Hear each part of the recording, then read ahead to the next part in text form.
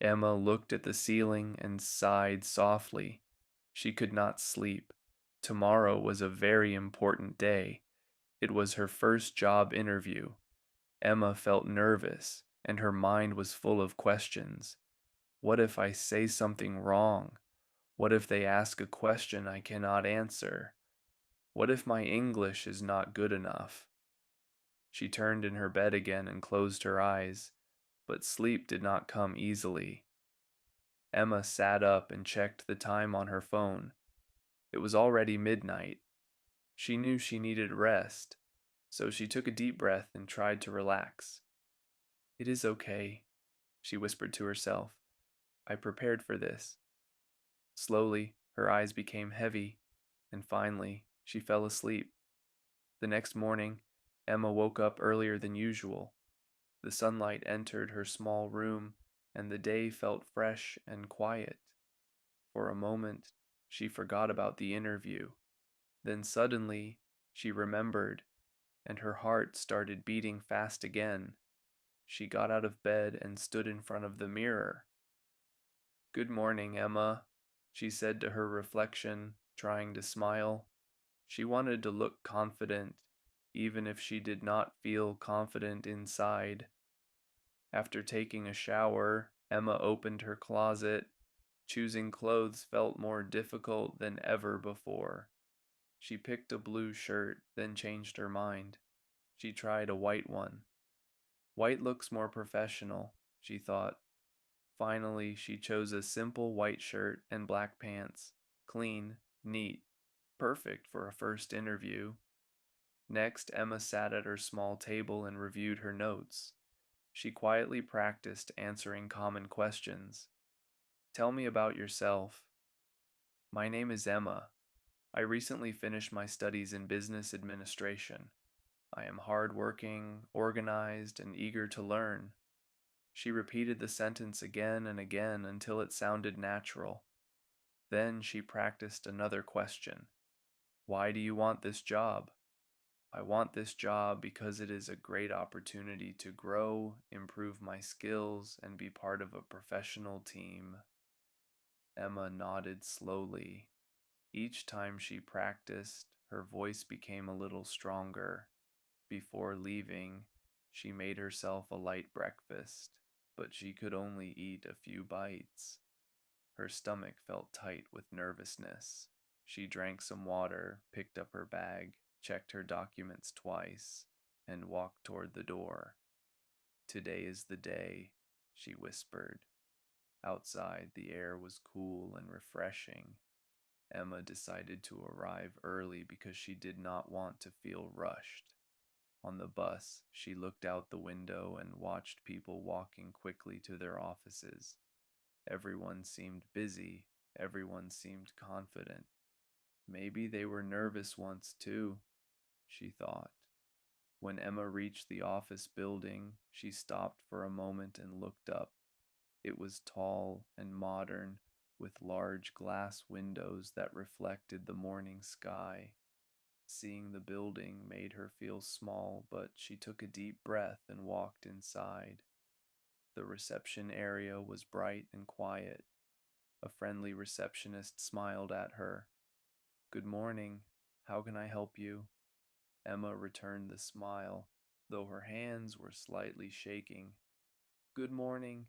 I am here for an interview. My name is Emma." "Welcome, Emma. Please have a seat. Someone will call you soon." Emma sat down in the waiting area. There were two other candidates. One was reviewing notes quickly, and the other was typing on a phone. Everyone looked serious. Emma placed her hands on her lap and tried a breathing exercise she learned online. Slowly in, slowly out. After a minute, she felt calmer. "Emma," a voice called. She looked up. A tall woman with a warm smile stood near the door. "Yes," Emma answered, standing quickly. "Hi, I'm Mrs. Carter. Please come with me." Emma followed her into a meeting room. It was simple but professional, with a table, two chairs, and a large window that let in soft sunlight. Please sit down, Mrs. Carter said kindly. Emma sat and placed her bag beside her chair. She tried to remember everything she practiced. Mrs. Carter began, "So, Emma, tell me about yourself." Emma felt her heart jump, but she remembered to breathe. "My name is Emma. I recently completed my studies in business administration. I am a dedicated person who enjoys learning new things. I work well with others, and I always try my best in every task." As she spoke, her voice became steadier. Mrs. Carter nodded with interest, and this made Emma feel more comfortable.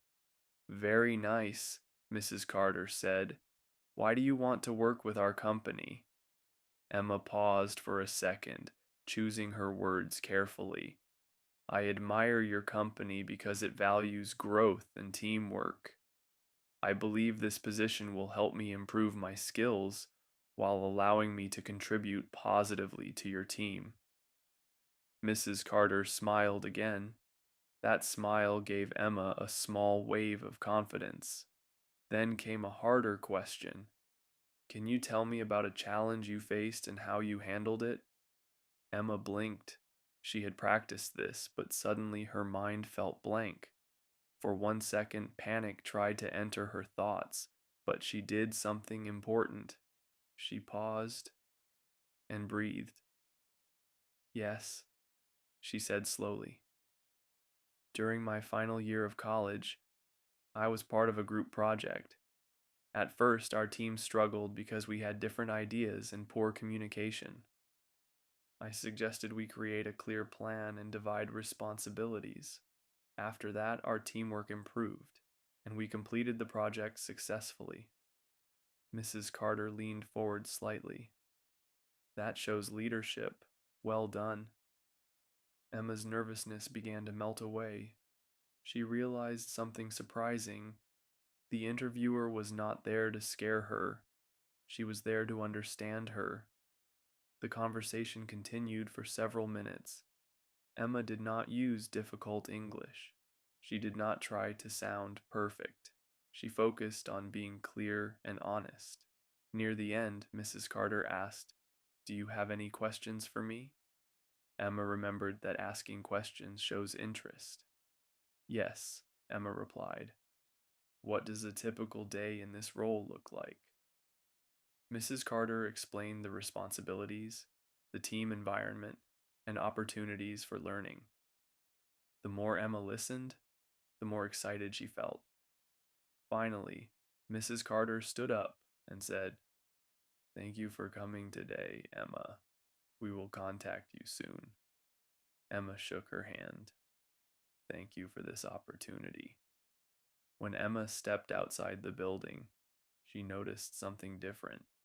The sky looked brighter, the air felt lighter, and her shoulders were relaxed. She did not know if she would get the job, but something inside her had changed. She felt proud. Proud because she faced her fear. Proud because she tried. As she walked toward the bus stop, Emma smiled to herself. "I was nervous," she thought, "but I did it."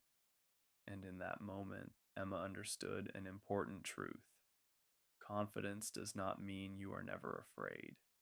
Confidence means you move forward, even when you are afraid. Every expert was once a beginner. Every confident speaker was once nervous. And every success begins with the courage to try. So if you are feeling nervous about something in your life, remember Emma's story. Take a deep breath. Prepare as best as you can. Then step forward with courage. You may discover that you are stronger than you think. Your first step might feel scary, but it could also change your life.